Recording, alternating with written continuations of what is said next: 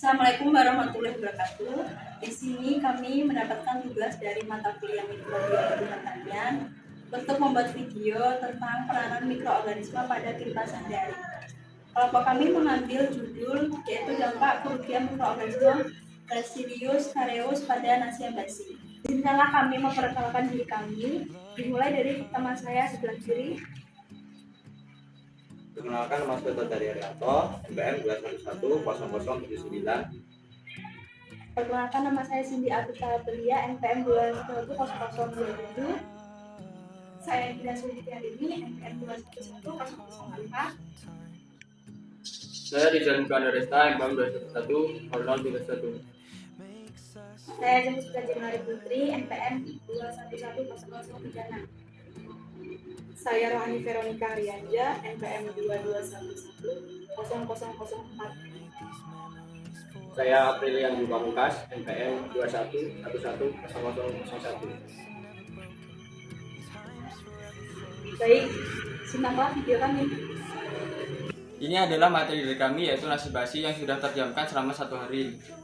Untuk cirinya sendiri, antara lain aromanya sangat menyengat. Nah, teksturnya sendiri sedikit basah atau lengket dan ada sedikit kering atau berair.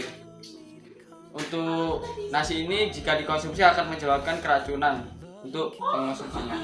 Nasi mengandung karbohidrat dan air sehingga nasi itu mudah dan cepat diserap oleh tubuh.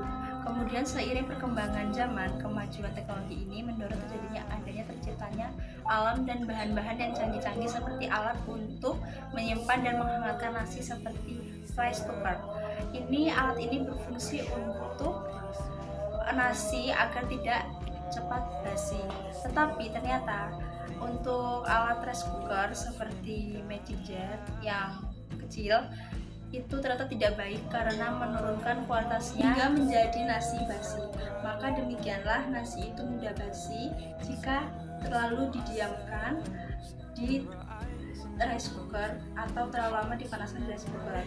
Tapi jika kita menggunakan mesin seperti Magic Jet ataupun rice cooker, itu akan nasi akan menjadi lebih aman dan lebih tahan lama. Sekian. Jenis bakteri yang terkandung di dalam nasi basi, bakteri patogen Staphylococcus dan Clostridium perfringens yang mengandung senyawa enterotoksin, Kerus yang sering ditemukan pada nasi basi. Jenis mikroba yang terkandung di dalam mol nasi basi adalah Saccharomyces cerevisiae dan Aspergillus sp yang berperan dalam proses pengomposan. Saya akan menjelaskan mekanisme Bacillus cereus. Bacillus cereus memiliki mekanisme pertumbuhan endospor, di mana endospor memiliki resistensi tinggi terhadap cekaman temperatur tinggi dan bahan kimia. Struktur endospor meliputi exospolium, mantel spora, korteks spora, dan dinding inti. Endospora mengandung materi DNA, ribosom, dan air yang dilindungi oleh dinding yang tersusun oleh asam dipikolina. Berikut kurva pertumbuhan Bacillus. Pertumbuhan Bacillus pada jam ke-0 tidak ada waktu generasi. Hal ini dikarenakan sel bakteri belum membelah. Pada jam ketiga, bakteri masih menyesuaikan diri dengan lingkungan. Lalu, bakteri telah memasuki fase eksponensial di jam ke-6. Bakteri telah membelah begitu banyak. Pada jam ke-9, 12, dan 15, pertumbuhan bakteri relatif konstan. Hal ini menunjukkan bakteri telah memasuki fase stasioner atau fase ketika laju pertumbuhan sama dengan laju kematian. Artinya, hasil jumlah mikroba atau bakteri secara keseluruhan akan tetap. Pada jam ke-18, waktu generasi menjadi 0. Ini menandakan bakteri telah mengalami fase kematian. Namun, pada jam ke-21, bakteri kembali meningkat. Dikarenakan adanya sel-sel bakteri baru telah membelah diri. Dan terakhir pada jam ke-24, waktu generasi menjadi lebih singkat. Hal ini dikarenakan populasi bakteri memasuki fase eksponensial kembali. Bakteri ini memproduksi dua toksin, diarehat toksin dan emetik toksin. Toksin diarehat berasal dari sayuran dan daging. Dampak kerugian yang disebabkan oleh bakteri tersebut diantaranya yakni dapat menyebabkan demam, fever, dan diare. Masa inkubasinya 8-16 jam, menyebabkan gejala di malam hari ataupun keesokan harinya. Toksin ini disekresikan ke dalam usus kita setelah kita menelan makanan yang terinfeksi tersebut. Tidak tahan terhadap panas. Serotipe yang terlibat itu 2 kali 6 sama dengan 12, 8, 9, 10. Selanjutnya adalah tipe emetik yang spesifiknya berasal dari nasi. Biasanya disebut dengan sindrom nasi goreng. Menyebabkan gejala muntah-muntah dan kram perut.